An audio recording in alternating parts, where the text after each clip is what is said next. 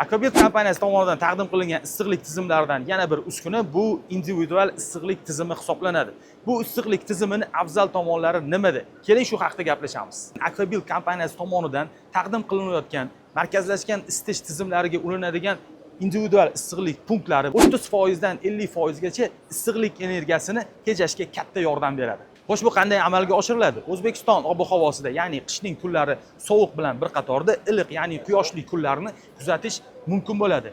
Individual issiqlik punktlari tashqi haroratga qarab turib, ichki xonalarning temperaturasini avtomatik tarzda boshqarish imkoniyatini beradi. Bu bo'lsa, albatta tejamli va samarali tizimlardan biri hisoblanadi. Markazlashgan isitish tizimlariga ulangan holda binolarni isitish tizimlari bilan bir qatorda, demak, iste'mol uchun issiq suvdan foydalanish imkoniyatini ham beradi. Ushbu individual issiqlik punktida ko'plab datchiklar va hisoblagichlar o'rnatilgan bo'lib, issiqlik energiyasini hisoblashda va tejashda katta yordam beradi. Sizga ham ana shunday samarali va tejamkor individual issiqlik punktlari kerak bo'ladigan bo'lsa, Akfa savdo markaziga murojaat qilishingiz mumkin. Akfa savdo markazi Ashxobod parkini shunday yonida joylashgan bo'lib, xodimlarimiz sizga hisob-kitob qilishda yordam berishadi.